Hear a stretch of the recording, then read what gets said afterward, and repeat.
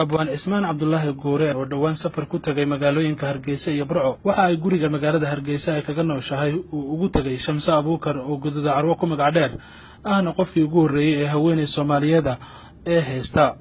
Shamsa Abuukar oo suugaanleyda Soomaaliyeed ay ku tixgeliyaan doorka ay ku leedahay fanka Soomaaliyeed waxa ay sheegtay waxyaabaha ugu weyn ee aysan iloobaynin xasuusteedan aan ka go'an ay kamid yihiin midowgii labada gobol sanadkii 1960 oo ay sheegtay in sabab u hayeen bulshada Soomaaliyeed ee waagaas ka hoos baxay heeryadii gumaysiga. maama Shamsa gududa carwo oo wali wax badan waayaheeda nolosha ka xasuusata waxay sidoo kale sheegtay in farxad ay u ahaan lahayd inay mar kale aragto Soomaaliya oo mid ah dadkuna israacsan yahay. Shamsa Abuukar gududa carwo fanaanadii ugu horeysay ee Soomaaliyeed oo ay Soomaalinimadu ku weyn tahay waxay ku duceysatay in Soomaalida alla ka dulqaado dhibaatooyinka haysta ee qabyaalada ugu horeyso. ilaahay ma hadle hooyo ama masraxii taagan oo timi qaawan yihiin oo baba idahaya haddaan nafta la iga dhifan. ilaahay ma hadle ummadda Soomaaliyeed Allah isu sakhiro waa isku diin waa isku af isku diir baanahay nalooba kala tursumayo. ilaahay waxaan ka baryayaa qof weyn baanahay. ilaahay waxaan ka baryayaa annagu Soomaalida macaankeedii inaan soo gaadhnay iyadoo hadda xukuumadina ma kala hayaan waa shacbiga markii in xaaji Ibraahim iyana annaka qasabnay dadweynaha ayaa qasbay oo yidhi biraasruug nagu soo dara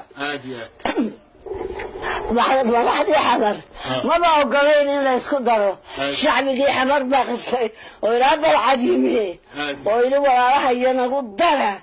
maanta shacbiga unbaa kala taagane Allah keenso sakhiro beerka madaxdu waxa maaha waxa weeyaan wixii dadweynaha madaxda dadweynuhu waa badda xafisa dadka. ilaahay waxaan ka baryayaa in leerkan gacala la keenso mariyo beerkeena geeyo bogeena barcada Allah isu kala mariyo Allah keenso mariyo Allah keenso sakhiro ilaahay idankii ilaahay waxaan ka baryayaa sidii sanadkii Maka iyo agagaarkeeda aslaamta ilaahay uga suuliyay inuu qabiilka la caabudayo daaquudka ilaahay hadaga dulqaado. الله ونحرسه والاركي عبد الله سلطان سمعت محويلي دكس ملك بيالي واحد بيسموه وعينك انا ودر بان قحي توقي قرحي بابان دردبه ايان كتري مقع الصومالي ده وكالي الله مقع الصومالي ده كل ساعة كما قليل كوهوية كما قليل كدارونا كما قليل مقع الصومالي ده كوكالي calankii baa sugnaa markaasaan u soo galay baan waryaala hamoodin anigoo magaca reereba inaan ku socdo.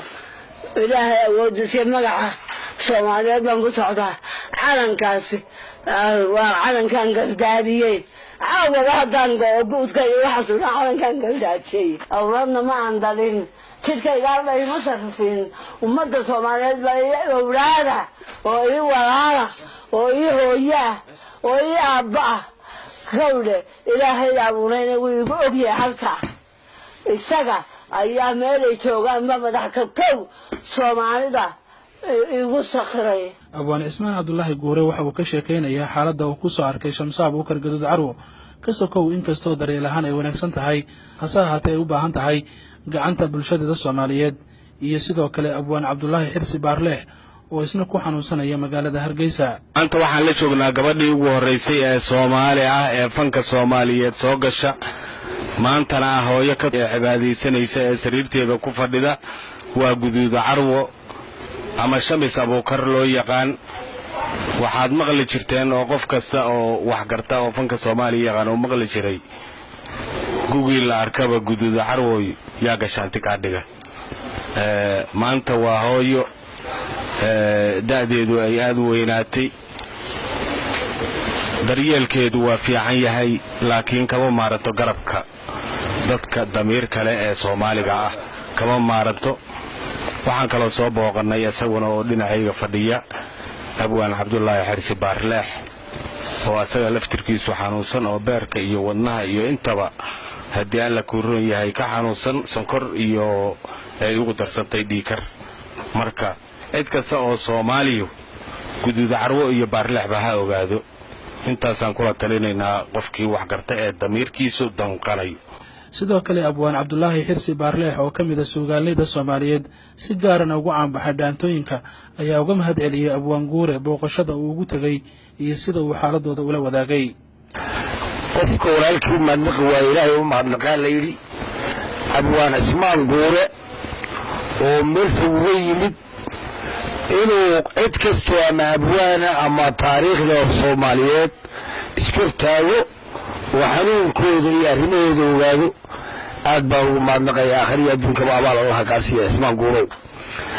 midda kale guud carway gudii la arkaba Allah yaa gashaantay ka dhiga maalinkii leeyahay maanta ka fiican tahay waa xaajid waa sheekhad waa muuminad waa qof islaama oo bini'aadamnimada iyo islaamnimada iyo Soomaalinimada beerkeeda fadhiisatay waa qof xaq Ilaahay u jeeda. socdaalkii waa abwaan Ismaan Cabdullaahi Guure ku tagay magaalooyinka Burco iyo Hargeysa waxa uu jeedkiisu ahaa ka warqabka dadka bulshada waxtarka u leh.